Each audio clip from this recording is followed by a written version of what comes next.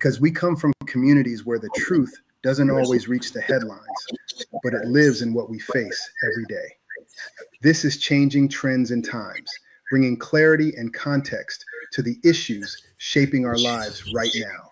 No spin, no distractions, just real talk rooted in real impact.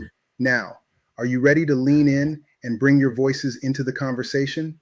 Then, allow me to introduce to you a man committed to asking the questions that matter and breaking it down so we all understand. Your host, Charles King.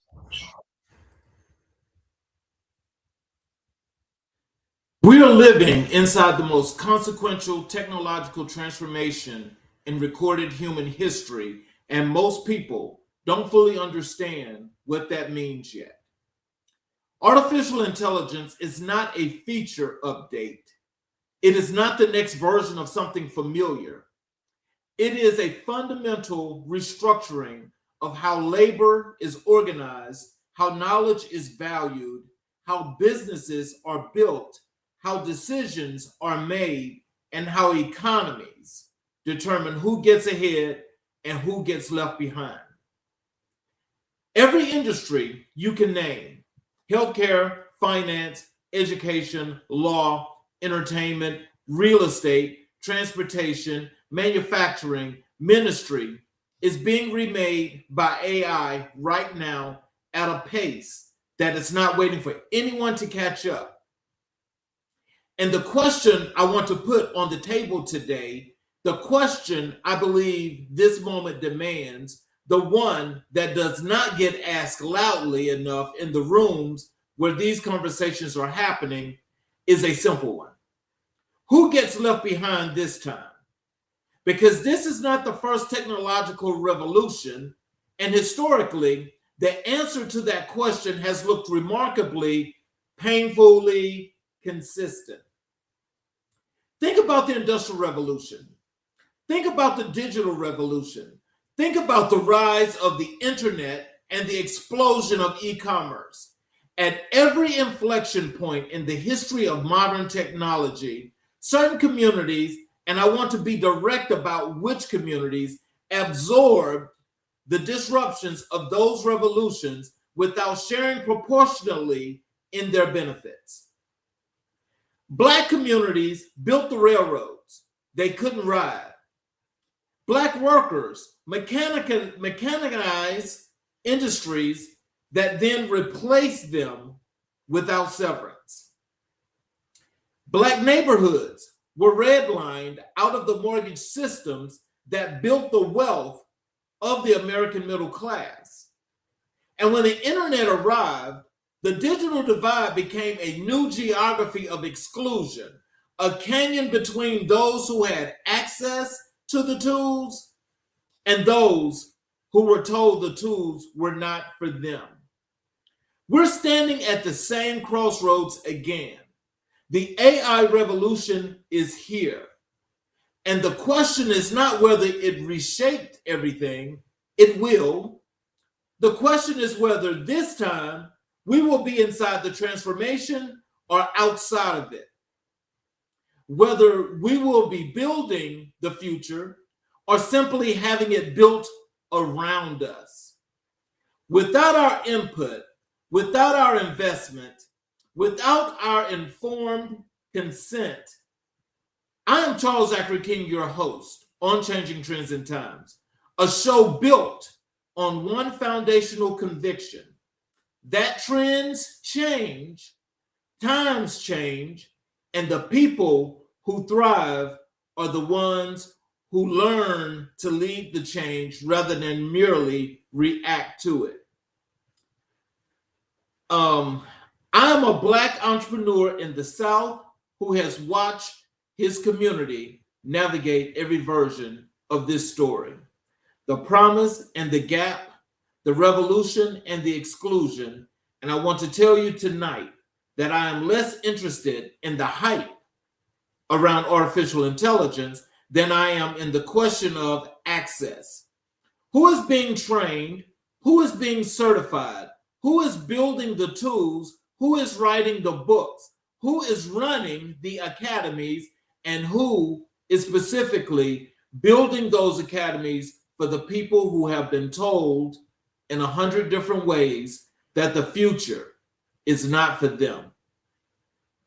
At the center of today's conversation is a phrase that I want you to hold on to, a phrase that I believe is the most important framework in the AI conversation that almost no one is using.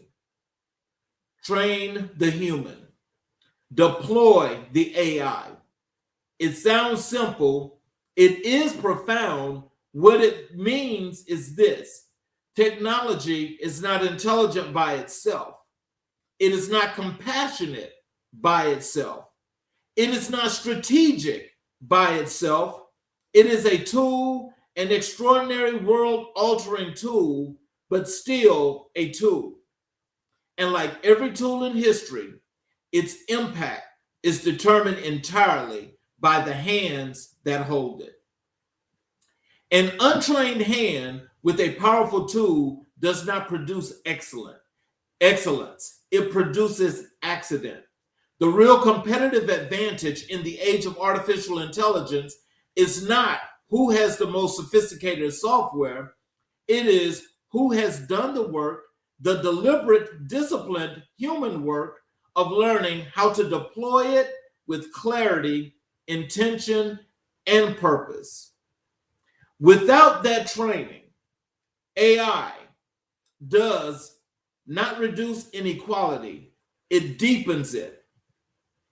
Without that preparation, the gap between the people who shape the AI economy and the people who are shaped by it grows wider with every passing quarter.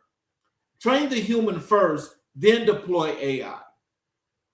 Today's guest is the man who has made that principle his life's work. He is an AI strategist, a U.S. Army veteran, a doctoral graduate, the author of 4 books on artificial intelligence, the CEO and co-founder of Skilldora Inc, based in Fort Mill, South Carolina, the creator of the Thrive AI framework, and the host of the weekly podcast, Talking Techish. He built First AI Academy in the United States, where the courses are taught entirely by AI digital human instructors, globally accredited and designed for the ground up for the people the tech industry keeps skipping. Small business owners, working professionals, ministry leaders, and communities of color. He has been featured on The Roland Martin Show, in Savoy, in Black Enterprise, in the Financial Post, and was named Best Startup of 2025 by SC Biz News. He built all of this alongside the woman who is his partner in every sense of the word, Dr. Dawn Nicole Mcllwain. 3 years before most of the world had ever heard of Chat GPT, ladies and gentlemen, it is my genuine honor to welcome to Changing Trends and Times, Dr. DeMario Mcllwain. Welcome to the show, sir. Hello, sir. How are you doing today? I am just excellent. Thanks for asking. What about yourself? Everything is lovely, and thank you for that beautiful intro there, man. I had to sit back and say, who is he talking about? Well, I'll tell you, I'm glad that we're about to have this great discussion, because I think it's one that deserves more than just attention, but it deserves to be heard. And for the betterment of all communities, especially the underserved and marginalized communities, I really hope that they're actually going to get the message that you're going to be giving today. Oh yes, for sure. So, is there anything you'd like to say to the audience before we get into the show? Well, hey, like I say that, thank you for having me. This is a topic very dear to my heart. And you like I say, you did such a great intro there. I don't think I could add any more to that, so we can jump in. Well, I appreciate that. And what I like to do first is, as I do with all shows, is I like to start first by giving our audience the opportunity to learn a little bit more about who you are as we delve into the great things that you are doing. And this is what I would like to call your roots, your life story, and the making of Dr. McElwain. When you look back at where you began, your upbringing, your early environment, the world you were born into, what are two or three formative experiences that you believe laid the deepest foundation for the person and the builder you've become? Oh, that's a great question.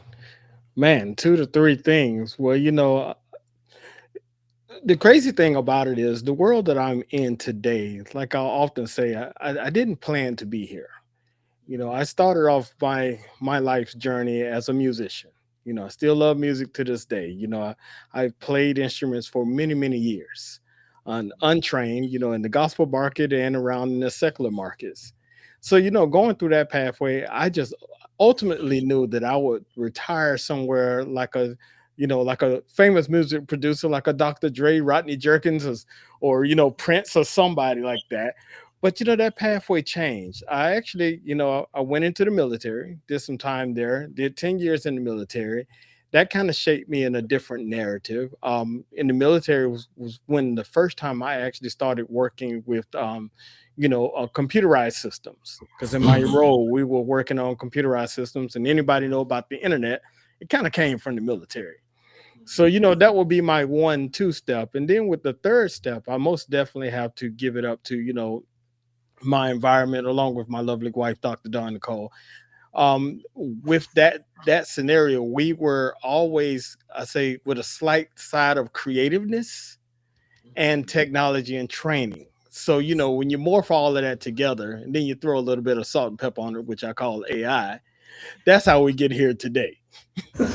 Well, you know what? Look, I got to say that's a unique mixture, but I think it's one that brings lots and lots of value because I understand that concept. And when you think about that from where you started to where you are now with you and your wife, as y'all have created this great process, can you tell us how is it that you guys decided that AI was going to be that next thing? Oh, I love this story. Um, Really, I like to tell people first. I start off by saying that we didn't find AI. AI kind of found us. We were in a situation where we were providing trainings, in-person trainings to teams and things like that. My wife is actually a global trainer, so I always tell people if she have ideas, I build it. Um, but we started off in this world doing training, and we had this aha moment. Instead of running out doing trainings, what if we could build a platform, and get all of these subject matter experts on this platform, and the people can come to us. So, trying to solve a problem here, probably mainly me, because I got tired of traveling so much. But so when we did this, we started a boot camp. When she started a boot camp, I started developing a platform, which today we know as a learning management system, just basic scenarios. And then we're going to take these subject matter experts, get them on camera just like we are now, and they was going to talk about their things, and we're going to put it into bite-sized courses, and voila, we got a training program. But what happened was the weirdest thing. A lot of the people that were the subject matter experts didn't like the way they sounded on camera.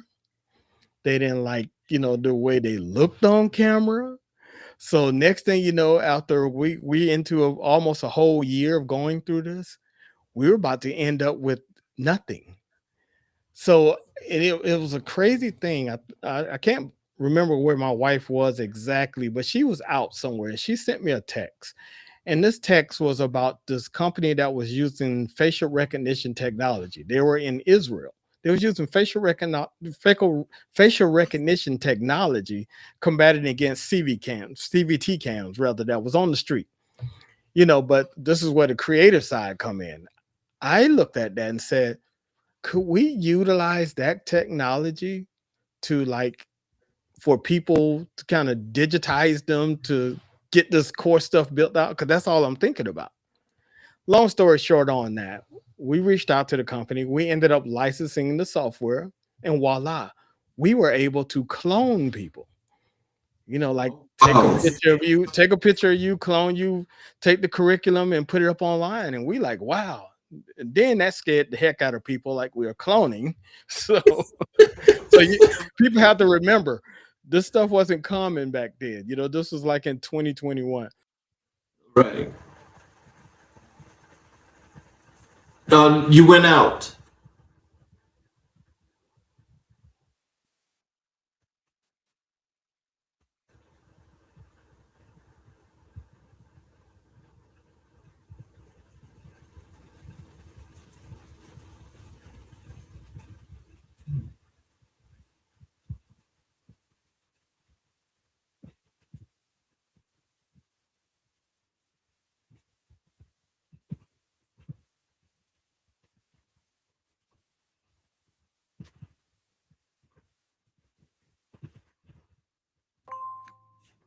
Okay. Can you hear me now? Yes. This is what we call technology. And I'm making sure that you can actually see me. So something happened just right there that we was like, okay, all right. Can you hear me? Am I frozen on your screen? No. No. You're good. Okay, cool. It's doing something crazy on this side. See, that's that energy of when we start telling the story right here. People don't really want to know the truth. So anyway, like I was saying, we started using this technology to clone people, and people didn't actually like being cloned. So we kind of moved from that and say, well, they had a thing online back then. I don't know if you remember. They used to have a website that says these people are not real. They're not. It was like a whole website of all of these images of Right. people that was not real. Right. So I started utilizing that to create the clones.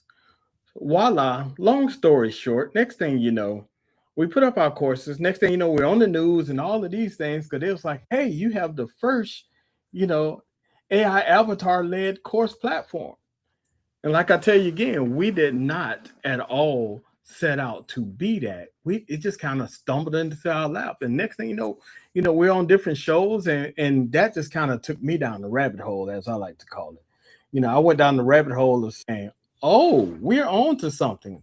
And voila, today, as you can see, a lot of the things that I'm talking about right now are very common. Well, you got. Let me put this comment on the screen for you. It's a supporter of yours. I'm sure that you shared the link with. It says, "What a timely topic! I am definitely watching at Dr. DeMario. Way to go, sir! Loving the podcast." Hey, thank you. Thank you. Now, can you hear me good now? Yes, sir. Watch this. I seen the glitch. See, that's the one thing about being in tech. I'm looking at my screens and I see these glitches happen. I grab the iPhone. I'm talking from the microphone. It's crazy. But yes, let's keep it moving. But I appreciate that Yes. comment. So you made the decision to join the United States Army. What was the driving decision? What was driving that decision? And what did you believe military service was going to give you that nothing else could at the moment in your life? You know what? When you ask that question there, I have to answer from my mind, but my parents might say something different. Um, Really, back then, from my scenario, I'm born and raised in South Carolina. Really back then, you had probably had two options. You either worked at the what they called the mill, or you worked in some type of production, labor scenario, or you go off to college. Well, college was not in my future. So, then you're looking at the mill scenarios, and in my opinion, there wasn't necessarily that much growth far as career wise in that scenario. But just so happened, I had an uncle, or have an uncle rather, who was a recruiter. So, I was spending the summer with my uncle one time, and he started telling me all of this beautiful stuff. Next thing I know, long story short, before I come back home, I'm already signed up, getting ready to get shipped out and things of that nature. Even my mom was surprised, and it was like, hey, I'm going into the army. But it was really one of those things. I can't tell you that it was a plan. I can't tell you it was well thought out. It was just, it sounded great. it looked like it would take me somewhere, beyond where I was at, and I just joined. And the crazy thing was, I had only planned to be gone for 2 years. I was like, oh, I can do 2 years. But that 2 years turned into 10. And the 10 would have kept going, but I got hurt a little bit. So I decided to jump out and see what the rest of the world was up to. Oh, wow. 10 years is a significant commitment to military service. What did those 10 years running logistics, leading people, building systems under conditions of real consequence teach you about discipline and leadership that you still carry with you every single day?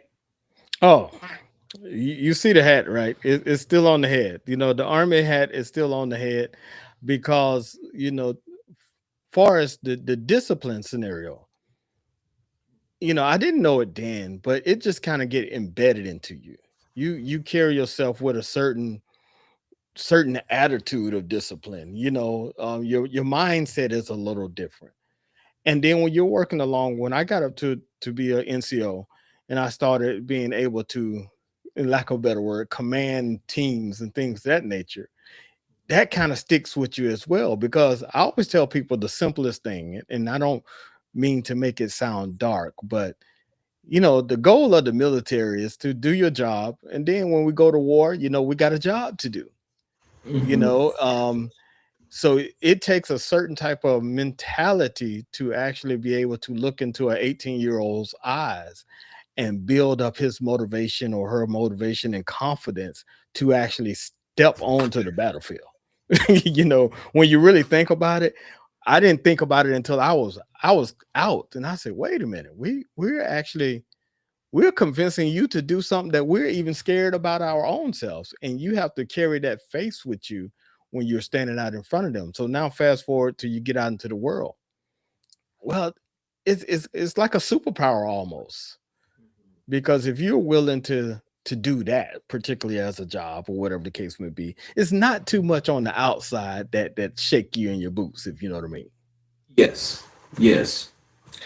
Um, when you think about the skills the Army built in you, systems thinking, planning under pressure, executing with precision and uncertain environments, which of those translated most directly and most powerfully into your work as CEO and AI strategist?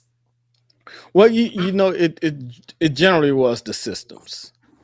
The systems and how we used to operate is it still stays with me today, because in my job, I was in logistics. So everything was computerized. When you're going into the military, you don't even come from, you know, operating on computers and things of that nature. And you jump into this, and they got this big old screen, and you have to track this and that. Everything has to be organized, file cabinet, data send data systems and everything. So now, that's my number one thing. I can't even sit at my desk without organizing just the papers on my desk before I start working. So I know that all of those things that was embedded into me back then, they still live hardcore today. And really, when it comes to entrepreneurship, the discipline to actually keep going even when the pathway looks a little dark or cloudy. So, when you think about the skills the Army built in you, system thinking, planning under pressure, um, how did you pivot? How did the pivot from soldier to freelance developer, um, is not a conventional path? Can you walk us through what that transition actually looked like, emotionally, practically, financially, and what it cost you to make it? Ooh, let me tell you something, Charles. You throwing some good ones, man. You making me, hey, you making me have to sit up in my chair a little bit. But th- th- that that transition right there was actually another unplanned scenario. When I was at my 10-year mark in the military, and when you're at your 10-year mark, especially back then, they it was almost like if you re-enlist, what they call, you're going to re-enlist for the needs of the army, meaning your ID card no longer have an expiration date. You're just going to be going wherever they send you. So I'm looking at that. I'm actually hurt a little bit, so I have a profile per se, and I'm thinking about that. So I'm like, I can get out. I got all of these awards. I've been maintaining all of this information. When I get out, oh, I'm going to land me a nice job. But that wasn't the case. I never forget, I showed up for my first interview at a distribution center. I'm not even gonna put them on blast, but a distribution center. So warehousing at that time was my thing. I can run a warehouse. That was my whole job. So I show up, shoes shine, briefcase, all the awards and all of these things. And I laid those paper down on that desk, and I never forget that HR person looked at me like I was speaking Chinese. And none of that stuff, I realized right then, none of that stuff actually even mattered. They was like, you can work here, but you're going to start down here. And I was like, start, on the bottom? Like, can you at least give me middle tier? And that aggravated me so much that I just jumped into entrepreneurship. And I come from a father he's been an entrepreneur now over 40 something years. So in our household, entrepreneurship was kind of pushed a little bit more than anything else. So it was like the transition right then was like, oh, I'm never going to have someone kind of tell me where I need to be. I need to plant my own seeds of where I want to be. And I just jumped into it. And like I said, that's been over 20 something years now. And I'm still fighting it to this day.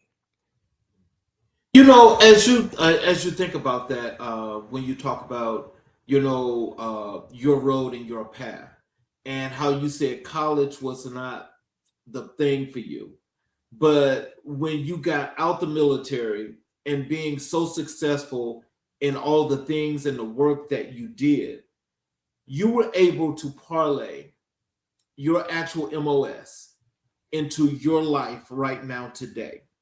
Yes. Can you tell our audience today, especially those that may be in some similar situation, if not the same, what did it take for you to finally put this together after you was putting the parts together? What made you, and how did you finally put that together and follow that path?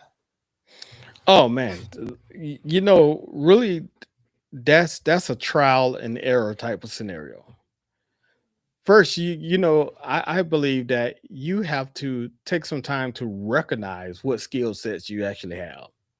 And as you know, in the entrepreneur world, we always say we throw it on the wall and see if it sticks. If it stick, we keep running with it. I would love to sit here and say that it's planned and it's structured, but it's not. But I started realizing that from my musicianship, because I didn't have any lessons for anything, but I can play a lot of songs. What mindset is that? That's creativeness. Also, is analytical. So I can learn how to play this. So in the military, we were taught to study. They just give you a manual. You read, and react. So when you start putting all that together, combined with the right tools, oh man, I'm on to something. So you mean tell me I just need to read this thing, understand it, and kind of, like I say, throw on the wall, see what sticks, and just keep moving down that pathway until we finally get somewhere. Because I would love to tell anyone that it was an overnight thing, but it wasn't. I went through, I've had a couple of businesses prior to Skilldora, but all of them had in their own right. They had a very powerful points. So, it was the roller coaster ride. Sometimes you killing it with the money. Sometimes you sitting there scratching your head saying, man, maybe I should have took that job that lady was asking. but at the end of the day, that drive that you just have to pull it out internally to just continuously go. So, in your years as a freelance developer, working with small businesses, building websites, systems, and automations, at what exact moment did you look at the landscape and say, I see a gap that nobody is filling for these people, and I'm the one who's going to fill it? I love that one. Love that question. Well, when we kind of tapped into this AI world, like I said, the rest of the world was talking about Bitcoin. We started off providing online trainings and certifications, talking about AI and AI prompting and all of these things that you are very common to, well, it's very common to your mindset today. It wasn't that common then. So we was really pushing the scenario almost like a Paul Revere type of moment. AI is coming, AI is coming, get this information, get this information. But the more and more, at the end of what, 22, that's when OpenAI dropped, and Chat GTP was out there and stuff like that. And then you started seeing this thing just morph. And the crazy thing about it, Charles, is the more I seen it build, the less I liked the direction that it was building in, if that makes sense. So with that, I really started thinking about, like, a lot of these companies and everything, they're building these AI tools and AI automations to somewhat disrupt the everyday workers, I'll say. I started thinking about, man, we got to change that narrative. So being that you already gave me the pat on the back for being the first in the US to do this thing, now I figure it was easier for me to get the pat on the back to say, hey, we need to train everybody. Everybody can do this. We need to put AI in the bucket that it's meant to be in, which is a tool. And since I didn't really see, and I'm starting to see it a little bit now, Charles, but since I didn't see that at the time in the circles that I was traveling on, I was like, hey, I'm going to ride that wave. I'm actually going to be the one to say, okay, I love this stuff, but we need to start thinking about this differently than the narratives that's being put out there to us today. You hold a doctorate, and earning that credential as a Black man, as a veteran, as someone building a business simultaneously, carries a particular weight. What did the academic journey mean to you, and what did you have to sacrifice to complete it? Well, that's a great one. So on the doctorate scenario, it's an honorary doctorate. The honorary doctorate was provided to me based on the work that I was already doing. So I always tell people, it's almost like, to me, like it was a pat on the back for a job well done. We're already in here. So as us providing these trainings and things in the marketplace across the landscapes of trying to get people certified in AI, helping them understand it, trying to get everybody, especially in our communities, trying to get them ahead of the curve. I got recognized for that, and that was a pleasure. But honestly, like I tell people, from this scenario, it was like it allowed me to step on the stage and you listen to me a little bit more. And that's exactly what I see it as. It's the reward to say, hey, that guy right there, he's been talking about this for a while. Now you put Dr. DeMario inside of it. Okay, the room actually will quiet down and listen, but I'm still preaching and saying the same thing that I've been doing for 4 years now. And I'm saying it even more today. That's why I'm here with you. I'm saying it, I'm ringing the alarm once again, saying, yo, I believe 2027, we got some new stuff to it that we're going to be better. We need to start paying attention. I agree with you 500% on that, because this thing is moving at a pace that's unbelievable. Yes, sir. Let's talk a little bit about Skilldora Incorporated, your work as the CEO, the AI Academy, and the historic milestones. Skilldora was incorporated in 2021 and launched its AI courses in September of 22. Before most of the world had typed a single prompt into Chat GPT, what made you confident enough to build an AI Academy for the public before AI was a public conversation? Oh, with that, it was really geared off of what we had accomplished. I just told you that, in the beginning, I was on my musician journey. I was even to this day, I still daydream about being that guy. And, and once we had a lot of accolades behind it, I really started saying, ooh, this is something that you, and you can learn too. We could all ride on this wave. And it was almost like you found a secret that you could share with people to get ahead of what was going on then. And that's when we really wanted people to understand it. And then the more and more I really got into I say the circles, into rooms that I normally wouldn't be in, if you understand what I'm saying there, I started hearing the information and the future of where the stuff was going, and I really was like, "Oh, we have to do this right here." So, during that time, my wife used to put together, because from her training scenario, she would put together these nice curriculums based on the information that we had, and we just, wanted everybody to become certified in it. So we had the CPT accredited, and we wanted that to be your new skill. So Skilldora, really, in Greek, Dora means gift. So we places as we're giving you a skill as a gift to get ahead. And I'll be honest with you though, Charles, those first couple of years, oh, we found out we had to debunk a whole lot of things before we could just get people into AI. We we even to this day, I say I take the punches. I will stand on your stage and let everybody, I always say, with the funny say, I say punch me in my throat for what I'm saying. Right. But at the same time, I really want you to pay attention. And we were there back then. We are still pushing the same narratives today.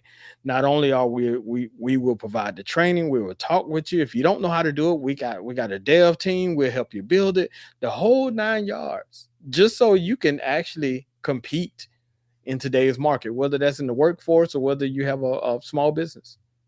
Wow.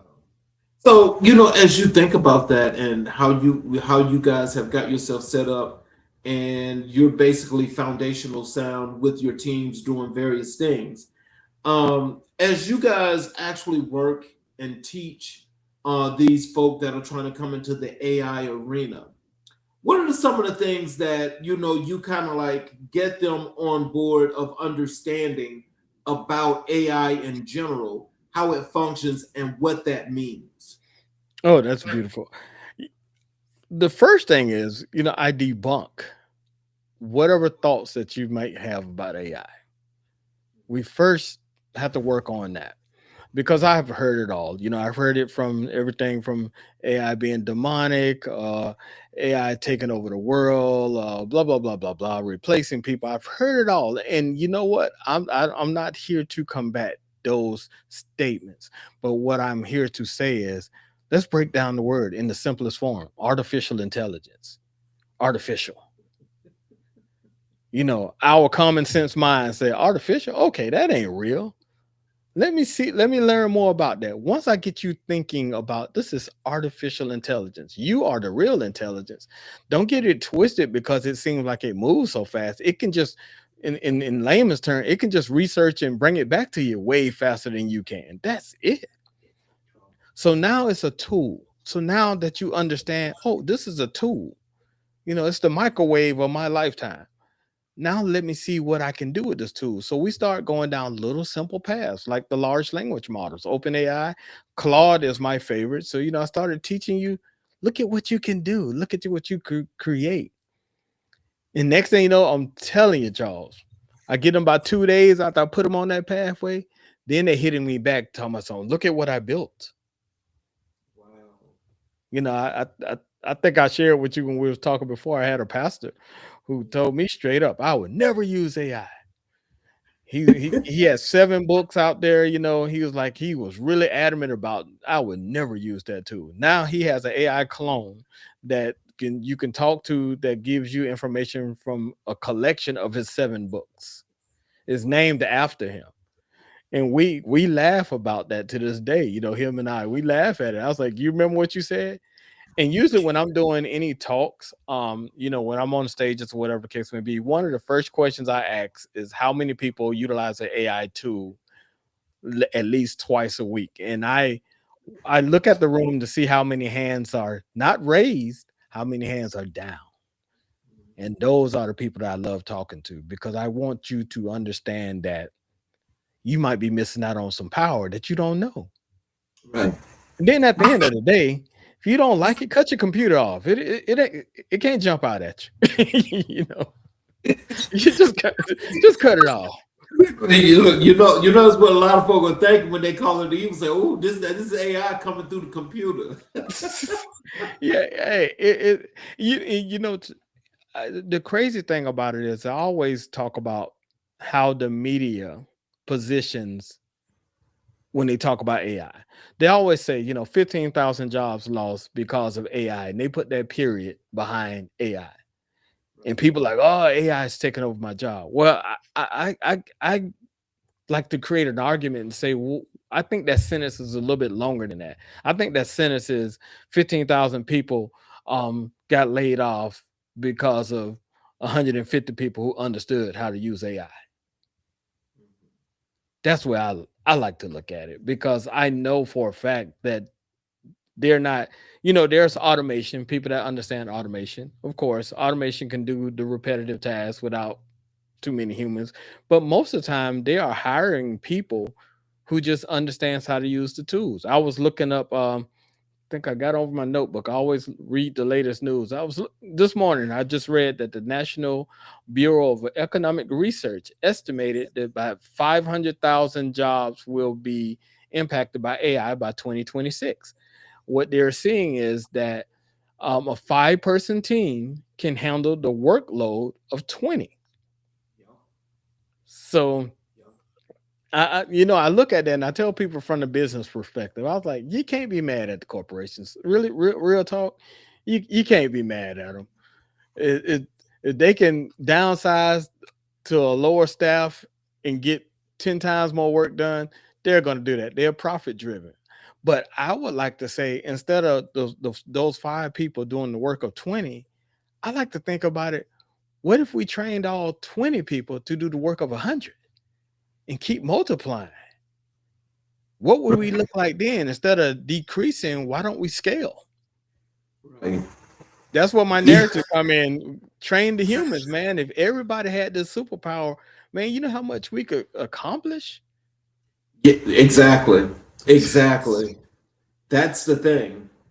And let me ask you this, because the thing I think is so insightful, especially for the audience, I can say for myself after we had our conversation, is that for one thing, I am so proud and honored, for one, to be connected to you, somebody that looks like me, that's delving, developing, and working through this AI situation to help people that look like us, especially, but is what you do for your business. Can you tell us at this point, how do you feel knowing that you are one of a select number of people that look like you, that's making great strides with AI? Yeah, watch it. Watch this. Charles, that's going to have to be a loaded question to me. You know why? I said, We still are fighting for the recognition, I would say, right. of looking like us in this space. Yes. We go through that every day, all the time. You have to think, I always tell people, in all transparency, I was in my late 40s when we discovered, this AI boom. So, a lot of times when you come up to people and you start talking about when your business name kind of supersedes you and people meet you and they're like, oh, you work for the company? No, we created it. Then it goes into, what is your credential? God. I don't have an answer for you. That it's like my wife and we sat in the house. I remember our first employees when we started developing, and I still had this picture. It was our kids. We turned our living room into like a conference room with tables, and the kids have laptops, and we sit up there with a whiteboard, and we ran them through to try to get this development out fast. We was just teaching them what to do, and just following our own thought process on it. So. And to get it to today, without putting people on blast, because I'm a military guy. I can give it to you straight, no chaser sometimes. But we are still not notarized in the particular fashion. I used to tell people, I was like, I'm not knocking the companies that came out with the AI avatars. I'm pretty sure this stuff been in works for years, but you haven't debunked that we were the first. We didn't say it. We didn't come out screaming it. The news told us. So if you can't debunk that, then I think that is some more credit that we need to have. Exactly. If you know what I mean. And maybe I'm talking crazy, but I was like, we didn't know that we were the first. Of course we didn't. We stumbled into this game. So once we got it, and we was on the shows, and we was in the press releases, and on the news, in the newspapers and things like that. Now I'm sitting here, 4 years later, I'm sitting here like, ain't it something else we should have got? I'm not looking for, I don't know what I'm looking for, but I'm just saying, like, doesn't that mean something in the world that's heavily driven by AI and automation and avatars today? Yeah, it should. It should. But that's how a lot of people get when they want to get ugly about that. But I just thought that I wanted to just bring that to the light, because there's so many people that do so many things, and I understand, as you mentioned before, is that credit and recognition for a lot of people just don't happen the way it should. Yes. And so this is where this amplification come in, because I'm so proud again, that we can have you here with us to not only talk about this first, but all this great stuff that you guys are doing in this field. Yes, sir. Thank you. Thank you. You made the extraordinary decision to partner with DID and deliver your courses through AI Digital Human Instructors, making Skilldora the first institution in the United States to do so. Where did that idea come from, and what was the public's reaction when they first experienced it? Well, going back to the initial story, would I say that it all stemmed from a text message from my wife. Like, she know I'm a nerd most of the time looking at stuff. So DID, they were the company out in Israel that had the facial recognition technology. Like I said, we licensed the software, even to the point to where even DID started offering the AI avatars as a subscription. This wasn't being done yet. So, like I said, we made some light bulbs come off and go on and rather in a lot of people's heads. But the public's reaction, we it's funny. When we first came out with the stuff that we were doing, you have to imagine that. You have to go back to 2021, 2022, when I can make a picture of you start talking. Think about that.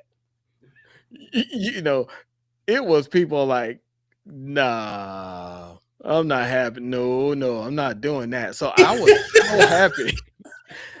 I was so happy when Chat GTP came out. Oh my goodness. Because we have been going around before that. When Chat GTP dropped it in November of 2022, I was so excited, because now they got more money to market and make people feel comfortable with AI tools. And then next thing you know, by the time we get into 2023, people are like, what's that thing you was talking about? Oh yeah. So I was so glad to not be fighting those battles, because like I say, you showing people, how they can just be saying stuff online without them actually having to say it. We thought we was doing something special, but the world thought like, oh no. So now you got to think we're a black couple. We have brung in a technology that wasn't even into the United States yet. We have altered it to utilize it in AI, and we're going around telling everybody they should do this. Oh man, you already know they wasn't trying to hear us like that. Exactly. Exactly. So, like I say, that's why I tell you to this day, I'm that guy. I can take you to punches because I done heard it all. You know, my first book. I have a friend who's an archbishop. My first book out there was AI is Not God. That was my first book, and that was simply I got with Archbishop. to help me write this book based on biblical base and scriptures and things of that nature combined with technology, just so I would have like a shield. Do you remember Captain America back in the day had the shield? Just so when you start talking that stuff to me, I can say, here's this book. I never said it was, I'm not trying to push the devil on you or whatever the case may be. Here's this book that says, hey, all things are good that are created under the eyes of God. Hey, I got a friend, he's an archbishop. He co-signed it with me, like lay off me. I'm not the guy. But once OpenAI came in and then everybody else started following suit, look at where we're at today, man. You can't turn to any station on your television without someone saying something about AI. Yep. So I pat myself on the back on that. I was like, yo, we were really trying to tell you something for real. Yes. Just imagine if about 500 people would have listened to us in early 2022 and we've been banding together building some stuff, man. Oh my goodness. Man, you be talking, I'd be on Mars right about now, because we'd be done blew up some stuff. We've been good. So in May of 23, Skilldora received CPD Standards Office accreditation from the United Kingdom, a world first for AI courses of this kind. For viewers who aren't familiar with the CPD accreditation means, explain why it matters and what it signals about the quality and credibility of what you've built. Can you tell us about this accreditation as to what it means and how this actually turned everything and how you guys actually grew from this? Well, in the basic form, what CPD really does is they provide, I'll say that they approve or disapprove curriculums and trainings especially for in the workforce development sectors of people who can earn credits for taking such courses.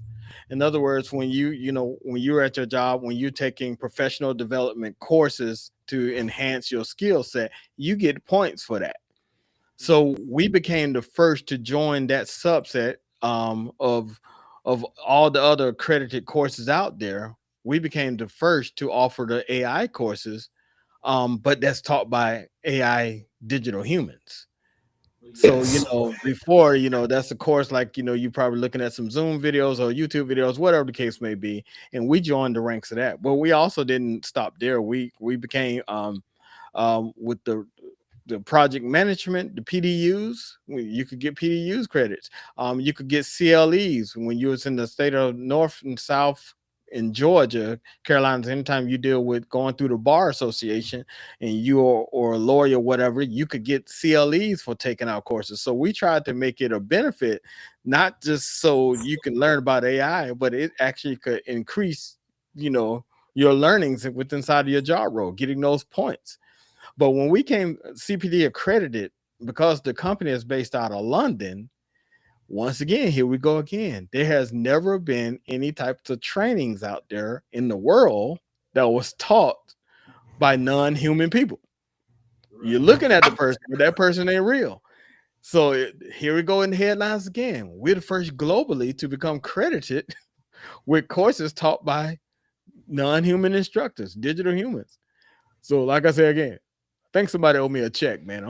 You're gonna make me go out there and really think about this thing for a second. But and I really have to give a shout out to my wife on that part. She actually took us down that path to get us approved and things like that. If it was up to me, I probably wouldn't have pushed the envelope as much, but she was on that. And once we got it, like I said, we was in the news again. So now we have a double whammy. Now, I always have to bring it back. We got a double whammy coming from the guy that's really just a musician. Okay. So when I'm trying to empower people, I always bring it back to where I started, because I really just believe that if you gain this knowledge, this information, it's no telling what you do. We're living proof of that every day. So I know I took it down the dirt road on you right there, but that's why I have passion on it. Well, no, you're good actually because I think as for those especially that are challenged in this field, this arena, I think as you detailedly as you explain that in that detail, I think that kind of helps a whole lot because then it not only at eases what you're skeptical about, but it also tells you like this is how it works and this is what it looks like. And Yes, see, sir. no one else could do that better than yourself because you've already doing it, you've already done it, and now you're making it better as you enhance and go forward. This is what I want our people to actually try to get some understanding because I really want them to have the opportunity to reach out to you to get more of that understanding. Yes, sir. Yes, sir. And if I could, Charles, I just want to add in, the beautiful part of the places that we as people are sitting right now, there is no, it's coming and it's in the work, but there's no artificial intelligence degree. Right. Think about that. They're working on it, but technology is moving so fast. By the time you go through school to get that degree, it'll be done changed by the time you get out. There's no degree. What that should tell you is that the skill set that you learned today, you on par with everybody else. When have we ever seen that? That is crazy to me. Right. But that makes a lot of sense. And the reason why I think that I say that makes a lot of sense is because, for those that, I think when you talk about schools trying to come up with the curriculum to get this degree, now, not trying to be funny, but now I'm just going to have to put it out there plainly. They're not trying to do that unless they want to charge you $5 million. And the reason why they want to do that is because what happens is these very same tools, as you mentioned earlier, they're already here for you for the picking. You just have to make the decision if you want to do this or not. What they're trying to certify, they can come to you and get that degree. I'm not trying to be funny. I'm being serious. We can come to you and get that degree because you've already started the whole floor plan anyway. You know? And get further faster. At the end of the Yeah. day, this thing Yeah. ain't hard. I had a class because I do private one-on-ones, whatever the case may be, with a small group. We probably went through stuff for maybe 3 hours. Right. Maybe 3 hours. Right. I can tell you that the people that was in the class, they're already building today. 3 hours. I just need to open up your mind. Just open up your mind. You are creative. You are smart. You can do this. And if you, the beautiful thing about it, and if you don't know how to use, the large language models, what everybody's calling AI because they put it under a blanket term anyway, but it's just large language models, chat windows and prompting. If you don't know how to use the tool, ask the tool. This is the craziest thing. Ask the tool, say, I'm new. I don't know how to use you yet. I'm talking about people know that I can't even type half the time. So it doesn't care if you misspell the word. If you really don't like to type, cut on the microphone and say, I'm new. I don't know how to use you yet. What can you do based on blah, blah, blah? Tell it about yourself. Tell it about your business. Start talking like you would be sitting at a picnic talking to a person at the table. And you will be surprised. It will tell you exactly what you need to know to work with it better. Yes. Ain't that something? That is crazy to me. The fact that it will tell you how to what, and I'm gonna put the little caveat. It will tell you how to do something, build something to make money off of that something. It will tell you how to work together. Man, like I say again, I had to calm down a bit, but that is the whole mindset that I want everybody to know. Because, in my opinion, nobody's coming to save you. Right. If you look around, it looks like it's a lot of deletion and a lot of additions going on. Think about it. Right. And there's more stuff on the table. So we have to change, even if it's not with us. Our target audience is people who are 45 and older. Yes. Being the reason because you already been through some changes and maybe you just tired. You don't want to learn a new thing. come and talk to us. We break this thing down to the simplest form and then help you get started. But at the same time, we need to learn it, because if you have children or you have grandchildren, guess what? They're going to start coming asking you some questions that you really don't even have no information from. You don't even want to be in that position. Granddad, how do I do this with my AI? You don't want to be in that position to act like you don't know. See, but so for you guys, you got over 1,000 leaders trained, over 500 AI certifications issued, 17 systems shipped. What does that number actually represent to you, not as a metric, but as a human being who built this from scratch? It's a beautiful thing. For every person who has listened to anything that we had to say, who has taken any courses, and see, when we giving those metrics, a lot of our programs are like behind the wall of some HBCUs. They have all of our courses, like urban leagues. They got courses from. It's collectively, it's a lot of work being done out there. So for every person that who has gained a certification from Skilldora, and every person who has trusted us to develop something for them, because we're creatives, we're not textbook. um it's just a beautiful thing. We're continuously trying to gain more market share, not because we are driven by profits. We are driven by people. We really want everybody to get it, man. Even the things that you might invest with Skilldora.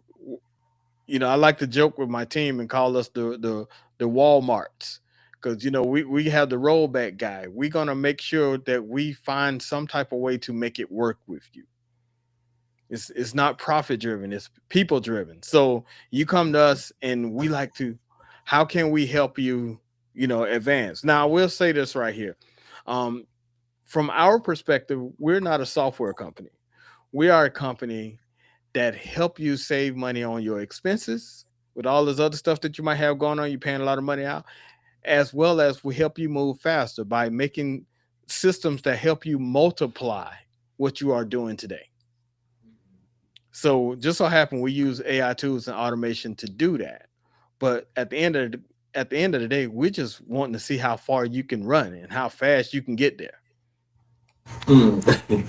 So let's move over to talk more about your authorship, talking techish, and platform building.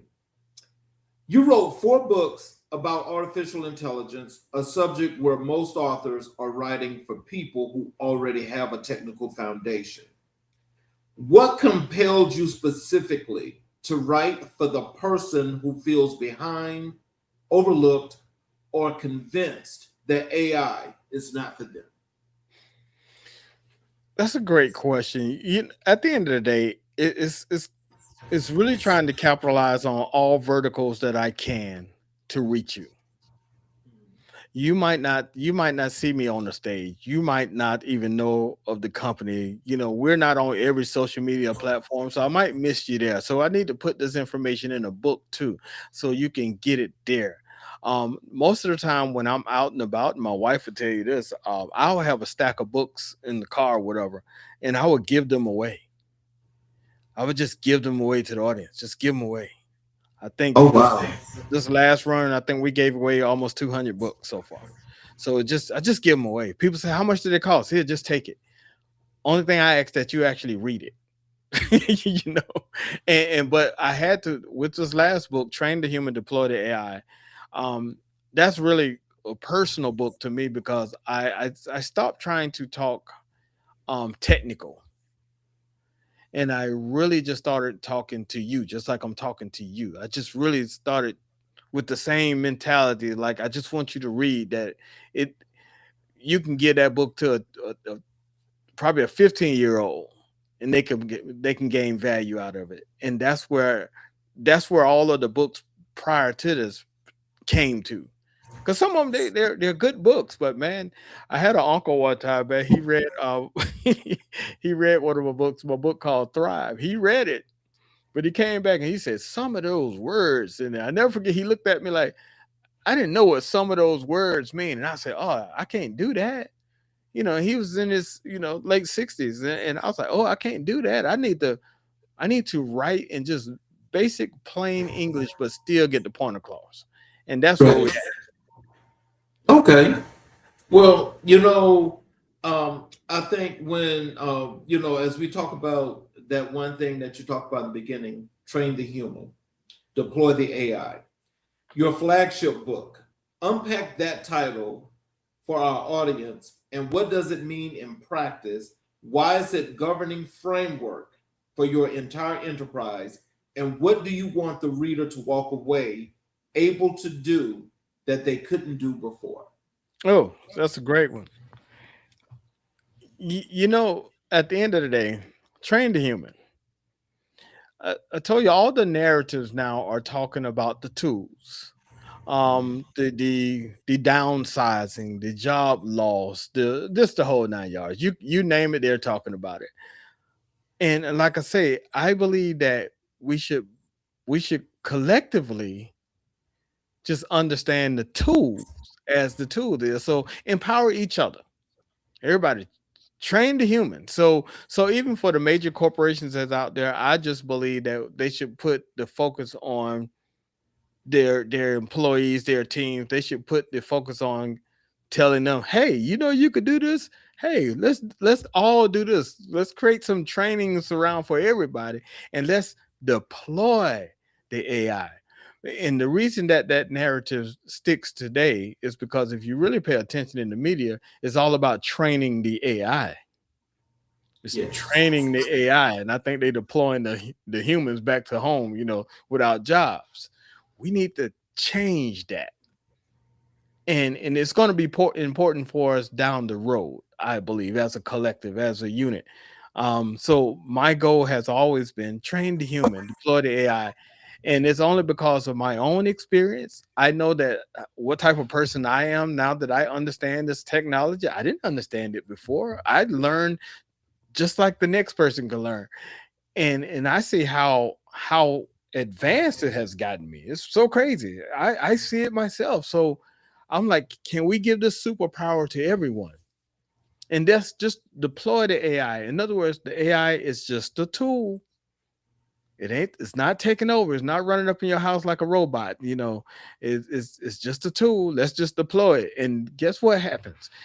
Even if the tool don't do what we needed to do or is going kind of crazy, we know how to combat the tool, if you know what I'm saying. It's like, Yes. you can't fight against even when they're doing the simplest things, as you don't know, a lot of times you don't know what video is real, what video is fake. If you just commonly watching stuff, they can have any video up there, it could come across the news and you just gonna believe it. Me, I'm looking at the eyes, I'm looking at the nose, I'm looking at how the mouth moves. Do it have 6 fingers on one hand? Do it have five on the other? It's gonna be a flaw in there that you can tell that, oh, shouldn't trust that. Or at the end of the day, think about all the people who's getting these calls. You see it on the news all the time. They're getting these calls acting like the kids have been kidnapped, and these people are sending money based on this call because they like it sounded like my daughter. Well, I was like, why don't you hang up the phone and then call your daughter right back? Just like do it really fast, Why don't you do that? And if you'd be surprised, your daughter probably sitting there making a sandwich, and you just got called by AI. But if you're not thinking about that, if you're putting these tools and you're not thinking advanced technology is there yet, oh my goodness. I call it the Hunger Games personally. I was like, if you ever Yep. seen the Hunger Games, I say, believe it or not, it's gonna be the have and the have nots, or those who understand and those who don't. And that's gonna be a big you're gonna actually see that divide after a while. That's my opinion. But to the point, Charles, I think I shared with you. I say, they're talking about the US is in a race against China in the AR world. So, I started researching China and I found a place in China that operates basically by iPhones, the whole city. So, you know what I told the wife? I said, we going there. We are going there next year. We're going there because come to find out, you have to actually get a guide or something because they have the facial recognition technology in stores. So you can't just walk into a store. It needs to be somebody who, the store, the technology recognize, the fingerprints they recognize. Your food get dropped off by drones. Your car, of course, is those Waymo type cars, that picking you up. Your hotel is even AI. So, man, I want to go there not because I'm trying to just experience the technology. I want to know what the U.S. is trying to do before they do it. I want to experience myself. So when this stuff start happening, I was like, yeah, I already know what this looks like. you know. AI is not God is, I think, one of the most culturally specific and necessary books written on artificial intelligence. Who exactly is this book for? What made you write it for pastors and ministry leaders specifically? And how has it been received in faith communities? Great question. Well, the book is for exactly who you said right there in that statement. The book was really geared towards pastors and spiritual leaders. Reason being, during that time, and I always say I'm not gonna put nobody on blast, but it was some pastors out there with large congregations and mega churches that was really getting the people to think on the opposite side of advanced technology. And like I say, I'm not here to debate that scenario. But what I am saying that I used to challenge, I say, well, there's some people in that congregation that has jobs, and then that job comes and tell them that we're going to be implementing AI. Now you got this person believing that this is a demonic. Now that person going to leave that job based on your spiritual guidance, and now there it's a trickle down effect. The family's going to have problems, you know. So we need to combat this a little different way. We need to say that AI is not God. In other words, when I say it's not God, God is in control. AI is not going to take over you. It's not going to take over all this stuff. Let's put it into concept. Let's even break it down scripturally. That's why I told you I have a good friend who's an archbishop. We had many conversations on it. I found out even myself. I learned myself that the word technology came from a spiritual word in the biblical principles called technon. You know, Wow. so and he broke a whole thing down to me on how what we see as digital technology today. Well, go back in your Bible or whatever you read that motivates you spiritually. You're going to find something in there that would be considered technology. It just don't look like it is today. When they first created the wheel, that was technology, even though it was made out of rocks. When they figured out how to make fire out of sticks or rocks, that was technology. You know, Yeah. it's the evolution of stuff. So today we're thinking that this computerized mechanism is something brand new. Nah. AI has actually been around since before the 1950s. Yes. You already been utilizing it for a long time. Now it's just in your face. So when we say AI is not God, let's take away the spiritual realm of advanced technology. I understand that that's there. I'm not taking nothing away from that scenario. I get it. But let's not let that be the reason that you want to advance forward because of the scenario. So let's give you some supporting scriptures. And I'll say this in the end.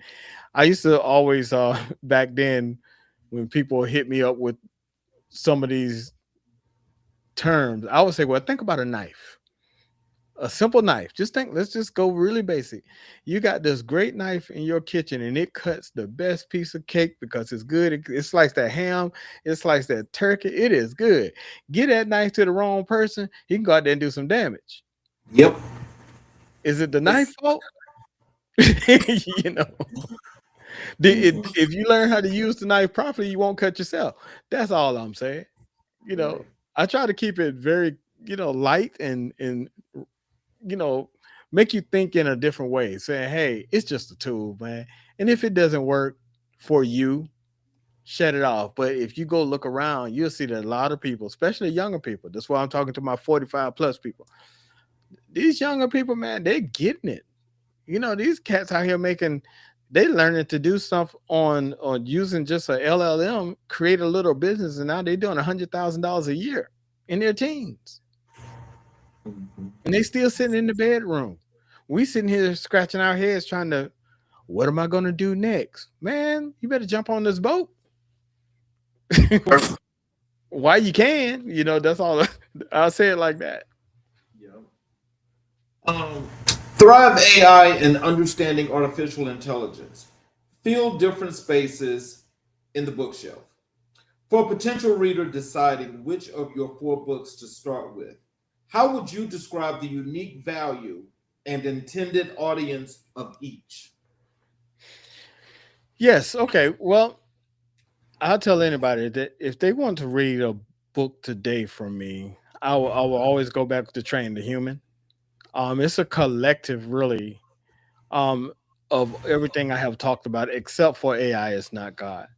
AI is not God really came out for us to help support the narrative, for us to start getting beat down for creating a tool that, people felt some type of way. So we came out with that AI is not God, and we started speaking on that. Then from there, I have a book that's just on understanding artificial intelligence, which was the same narrative that went along with the certification courses. And then I have a book called Thrive. That was a framework to help with AI implementation. Basically, it was broken down technical. Like I told you before, I came out with a technical aspect. So then understanding the Thrive framework and stuff, I was like, okay, you still not getting it. So if you see how I'm operating, I keep pressing the narrative over based on how people respond. If I think you're not getting it, now is train the human deployed AI. Tomorrow it could be the ABCs of artificial intelligence. If I had to take it a step down lower to reach you, I'm going to do that. But if you're really um, on the fence, or if you're in the initial stages of understanding artificial intelligence, train the human deploy the AI, because I do go through a process in there where I once again I'm trying to change your mindset up. Then towards the middle of the book, we start working into you working in with a little tool, and by the end, it's like, hey, it's almost like you graduated. So you know, I sneak it in on you. So, the book is maybe an hour and a half read. But if you go through from the front page to the end, you should be producing a tool by the end. So let's talk about Talking Techish. Your weekly podcast every Friday was born from a specific philosophy. What is that philosophy? Who is your ideal listener? And what makes it different from the hundreds of other AI podcasts that have flooded the market? That's a great question. And you know what? In the honest talk, well, for people that go look at, like, I know I've been slipping on my weekly stuff. We're actually doing some amazing things that we're coming out with on the last quarter. So I hadn't been on as much. But the whole narrative was, I have a lot of conversations in private, and I wanted to bring them to the forefront. Like when I tell you about archbishops on what he taught me, we were on the phone one day, and I said, "Oh man, this is getting good. Let's cut on the camera." Next thing you know, we're talking. So talking tech-ish, meaning that I like to break things down and bring on people to bring it down to the basic understanding of advanced technology. There's a lot, like you said, there's a lot of people out there talking about, especially now, on how to do this, how to do that. But what we're not doing is just having basic conversations with everyday people. A lot of the people that I like to bring onto the podcast are the people that was the naysayer before, and then what they're doing now. Okay, okay. So that's who, most of the time, if you see a person on Talking Techish, they probably have been a client of ours, or they're someone that I just found to be very interesting in their transformation. So we're never going to go, displaying you with products and how to build this. That's just not my thing. But I'm always going to bring in somebody that could have been your neighbor down the street, that now he knows how to do something with AI and he learned some tools. So let's have a conversation, just like we're doing here today. This is the best style that I like to operate with Talking Techish. So the reason that we call it Talking Techish, because yeah, we're in tech, but let's talk about everything. Let's talk about some of these executive orders that the administration is throwing out there around AI. Let's talk about how I really feel. Yeah. Without getting it, thrown off the platform. But let's open your eyes to why there are so many data centers and fiber optic cables coming into your neighborhood. Let's talk about it. Boy, see, yeah, you see, that's the real talk. That is the real talk. Um, let's move over to your Black History influences, your legacy, and the future. When we chatted, you told me that Dr. Martin Luther King Jr., Madam C.J. Walker, Malcolm X, and Huey Newton were the most influential people in your life and career. Yes, sir. Dr. Martin Luther King Jr. is among the most significant historical influences. What is it specifically in King's philosophy and his method, beyond the speeches and the marches, that speaks the most directly to your own mission in AI education and technology access? Oh, that's good. Well, I will come from a narrative that can resonate with everyone. It's highly popularized as "I have a dream." I have a dream speech. Um, he had this foresight on what things could look like or what they were going to look like, provided that you did a thing. You know, the marches, everything. I resonate with that particularly because I'm looking at stuff and I can almost, not to take any credit away from that scenario, I can almost say, hey, this dream that I got as well is that we need to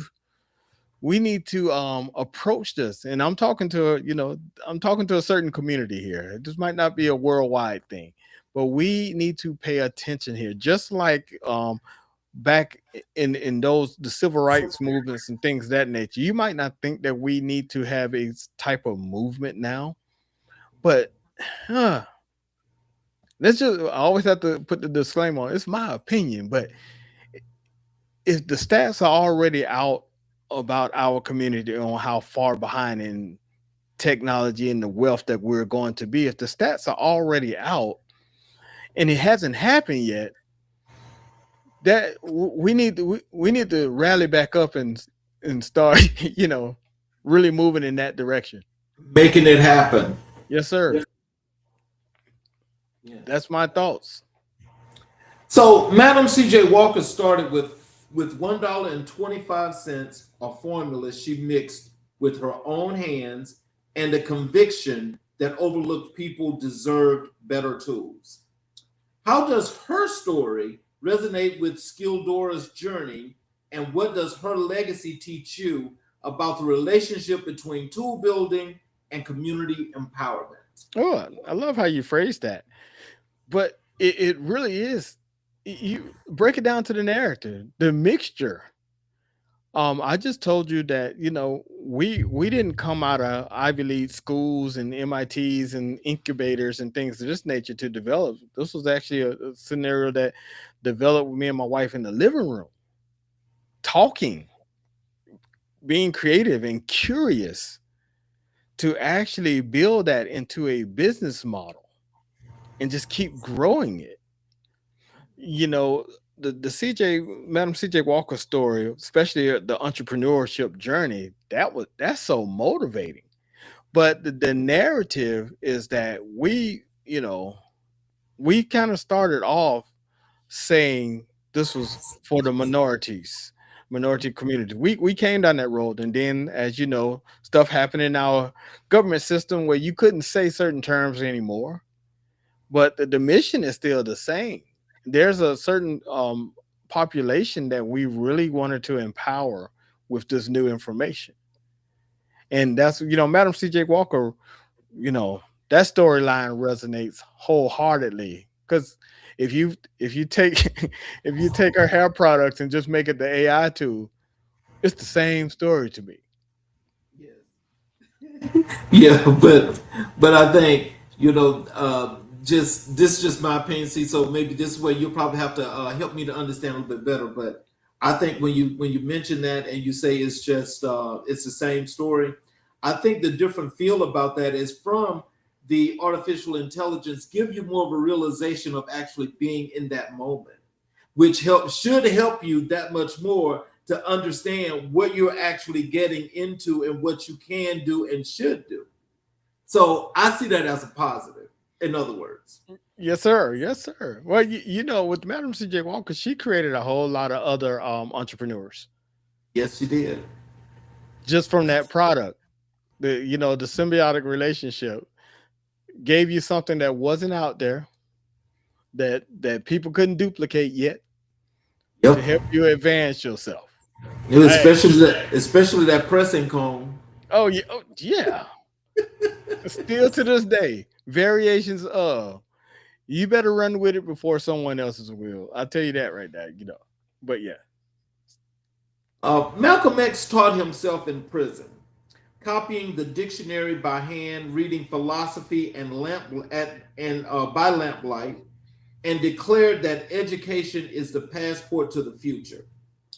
As an author, an educator, and an AI strategist, what does his philosophy of self mastery and radical self education mean to you personally and professionally? Well, with that, I believe you answered the question for me inside of the question.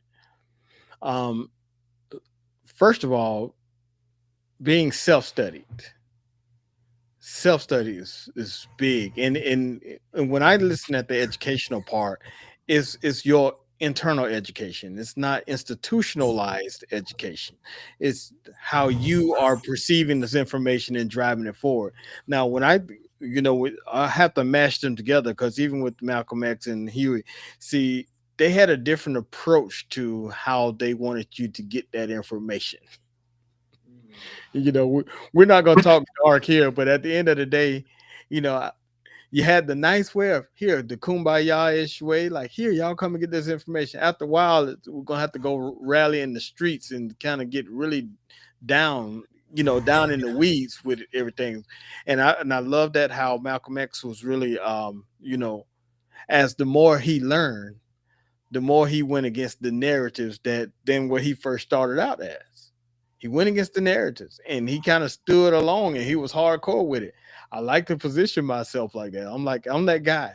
I would stand up in the room and we can battle debate, I'll say, about what I think about where we're going compares to where you might fear that we might not go or things of that nature. We can have that narrative, but Malcolm X kind of gave it to you raw, no filter.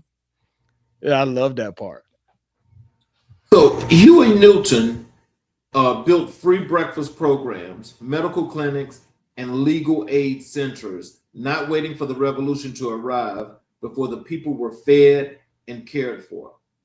How does that community survival philosophy inform the way you think about AI as a tool of service rather than a product for the already privileged? Well, the Huey scenario that I talk about, is the more the radical. Like we got to go out and fight for the narrative. We got to go fight for our positioning in this place. But my thoughts have always been, I'm not I'm not here trying to push something on you. I always tell people I stand on both sides of the fence when it comes to advanced technology. I'm on the yay, look at what we can do, and I'm on the whoa, look at what we can do. But either way it goes, we have too much of a subset of people inside of our community are who are bypassing this advancement.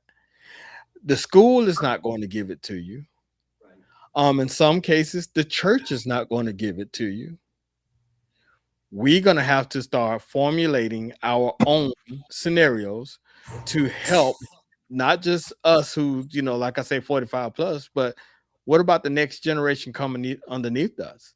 If they're already counting you out, who's going to count you in? We're going to have to formulate some type of, I don't know what it looks like. I really don't. I wish I did. But we need to start having the talks and the conversations a little bit more. We need yeah, maybe we need to go have a nice breakfast with a side of AI on that scenario. Maybe we in our community centers, maybe we need to meet once a month or something to stay abreast of what's going on in technology. This thing is moving so fast, man. By the time you figure out one thing, they already got something else. And we're not going to even talk about the suggestion of the universal basic income payments, the UBIs. We're not going to talk about that.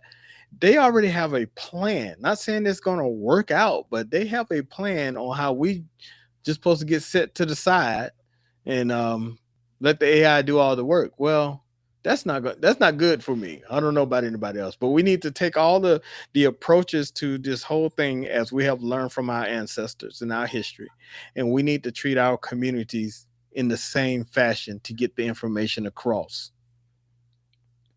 Final question. And I want you to answer this without filters. Uh-oh. What do you want the world, every viewer of changing trends in times, every potential student, every potential partner, every skeptic, every community leader who has been waiting for permission to know about Dr. DeMario Mcllwain Skilldora and the mission that drives everything you do? Oh, unfiltered. Believe it or not, the pathway that I'm on, I didn't go seeking this pathway. This pathway kind of landed on me. I always make the joke and say God must knew I was crazy enough to believe it and continuously run with it without any instructions. But I really, the more and more we have been in this space, the more and more I am, lack of a better word, I'm a little fearful also. A little Okay. fearful in this tech space because it I always say I hope that the narratives that I read and the things that I watch, I hope that all the stuff that the Elon Musk and all of these cats are saying of the world, I hope that I'm wrong. I hope that is very untrue, but it doesn't look like it's untrue. So what I want you to know about me is that I'm that person that the tool is a tool. Yes, we can teach you how to build the tools, and we're not trying to be the world's top tool builders. What we are trying to be is the world's top place where you can come to and get some education at a level that you understand it so you can get further faster. That's what we're passionate about. Give us a call. You can go onto the website today, myskilldora.com. You can click a free call.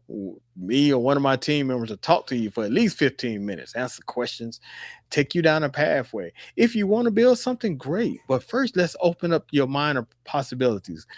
A lot of times on our discovery calls, and the discovery call is when you have booked beyond the time of just the free 15 minutes. A lot of times when we're on the discovery call with a business owner, the first thing I tell them is dare to dream.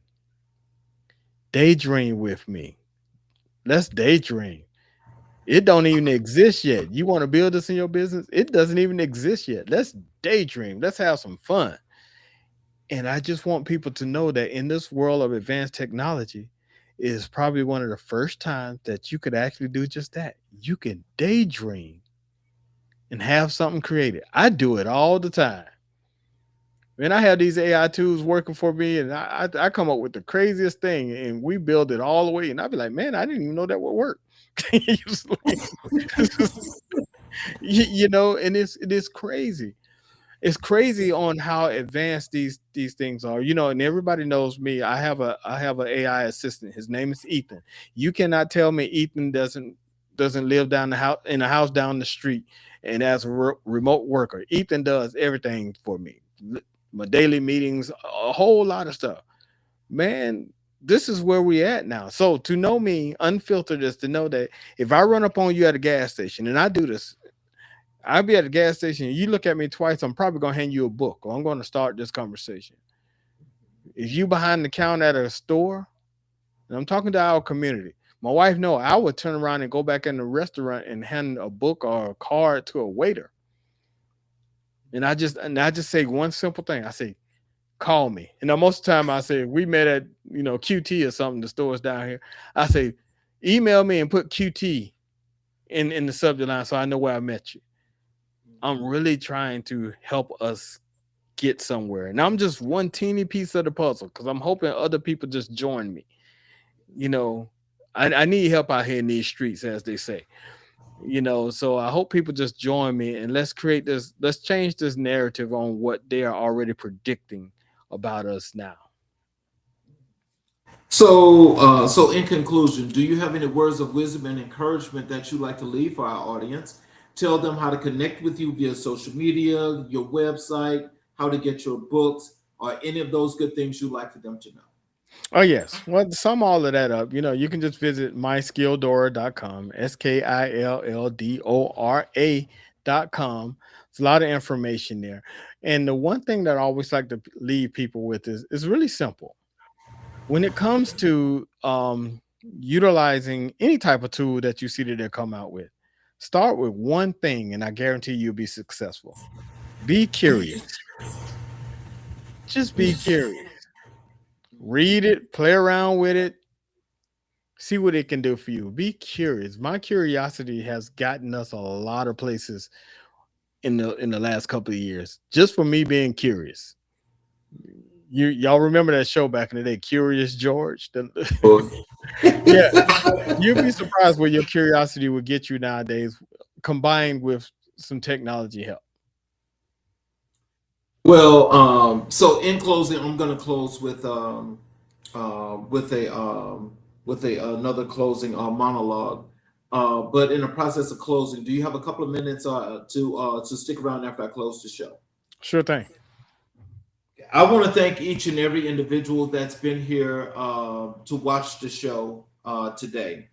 I hope you guys have gotten some knowledge and some ideas as to what AI is, what AI is not. To learn more, I am going to say if you really want to know, and just as the doctor here, the great Dr. Mcllwain just said, be curious. If you are curious, reach out. Ask the questions to learn more, because I'm sure that'll do you a lot of good. For those of you that are watching in particular on our YouTube channels, if you have not yet subscribed and enabled all notifications, I am asking if you would please support us by subscribing to the channels and enabling all notifications. You will be able to get the notifications when the shows are going to go live and you click in and you watch, but you will also be able to go back on the channels and you'll be able to watch each and every episode that our great professionals that have been here have done many things to build communities and are giving you lots and lots of seeds in order to plant, grow, and connect your community to be that much better. So in closing, let me say this. Tonight, I had the privilege of sitting across from a man who is doing something genuinely rare in the world of artificial intelligence. Not rare because technology is rare. The technology is everywhere now. It's rare because the perspective is rare. The perspective of a soldier who learned in 10 years of military service that the most important systems are the ones built to hold up under pressure and to serve the mission with integrity. The perspective of a husband who built his life's work alongside the woman who is his equal in every way and his partner in the fullest sense. The perspective of a Black man in Fort Mill, South Carolina, not Silicon Valley, not Cambridge, not the Beltway, who looked at the most consequential technology revolution in human history and made a decision. his community was not going to be left behind. Not because someone gave him permission, not because the industry invited him in, but because he built the door himself. There are several things I want you to hold on to from this conversation. The first is this: AI is a tool, an astonishing, world-altering, civilization-reshaping tool, but still a tool. And like every tool in history, its impact is determined entirely by who holds it and what they intend to do with it. The communities invest in human preparation that train the human before they deploy the AI, are the communities that will extract value from this moment. The communities that wait, that are skeptical, that tell themselves the future is for someone else, they will absorb the disruption without sharing in the benefit. That is not destiny. That is a choice. The second thing I want you to hold is this: making AI accessible, actionable, and profitable for overlooked communities is not charity work. It is not corporate social responsibility. It is justice. It is the correction of a centuries-long pattern in which the communities that built the most were rewarded the least. And the third thing is this, and it is the premise on which the show was built: change does not wait. It does not ask for your readiness. It does not accommodate your hesitation. The only question change ever puts to you is whether you're going to lead, you're going to lead it, or be led by it. What today's conversation means to me in the context of what we do here on Changing Trends and Times is this: we built this platform to be the space where the conversation about change is had honestly with the people who are doing the work, not just talking about it. Dr. DeMario Mcllwain is not theorizing about the AI revolution. He is not predicting what someone should build. He built it.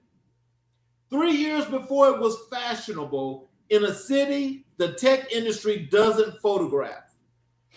For communities the tech industry doesn't typically market to, and he did it with his wife, with a veteran's discipline, with a community servant's conviction, and with the philosophical clarity of someone who has read deeply in the tradition of those who came before him. That is what Changing Trends and Times actually looks like when someone is doing it. Here's my call to action for every person watching today. Visit drdemario.com, explore Skilldora, get the book, Train the Human, Deploy the AI, and read it before the end of this month. Subscribe to Talking Techish and commit to 1 episode per week for the next month.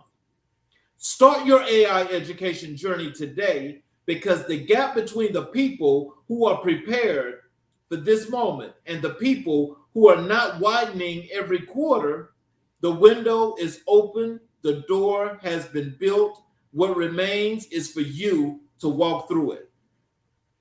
I am Charles Zachary King. This has been Changing Trends and Times, Season 1, Episode 18, and I will leave you today with the same thought I started with.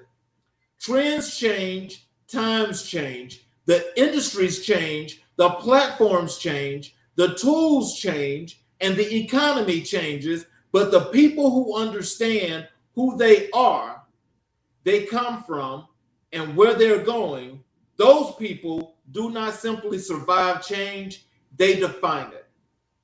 We will see you next time here on Changing Trends and Times. I'm your host, Charles King. You guys have a great afternoon.